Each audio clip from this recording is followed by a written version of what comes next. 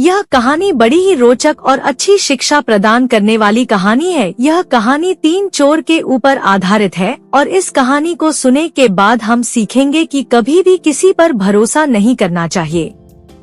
3 चोर की कहानी जिसमें वह एक दूसरे को मारने के पीछे पड़े रहते हैं। तो आइए सुनते हैं हम संपूर्ण कहानी को।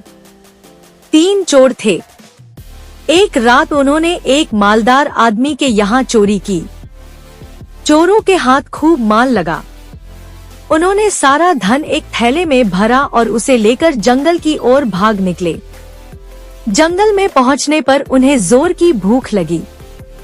वहां खाने को तो कुछ था नहीं, इसलिए उनमें से एक चोर पास के एक गांव से खाने का कुछ सामान लाने गया। बाकी के दोनों चोर चोरी के माल की रखवाली के लिए जंगल में ही रहे। जो चोर खाने का सामान लाने गया था उसकी नीयत खराब थी। पहले उसने होटल में खुद छककर भोजन किया, फिर उसने अपने साथियों के लिए खाने का सामान खरीदा और उसमें तेज जहर मिला दिया। उसने सोचा कि जहरीला खाना खाकर उसके दोनों साथी मर जाएंगे तो सारा धन उसी का हो जाएगा। इधर जंगल में दोनों चोरों ने खाने का सामान लाने गए अपने साथी चोर की हत्या कर डालने की योजना बना ली थी। वे उसे अपने रास्ते से हटाकर सारा धन आपस में बांट लेना चाहते थे। तीनों चोरों ने अपनी अपनी योजनाओं के अनुसार कार्य किया। पहला चोर ज्यों ही जहरीला भोजन लेकर जंगल में पहुंचा कि उसके साथी दोनों चोर उस पर टूट पड़े। उन्होंने उसका काम तमाम कर दिया।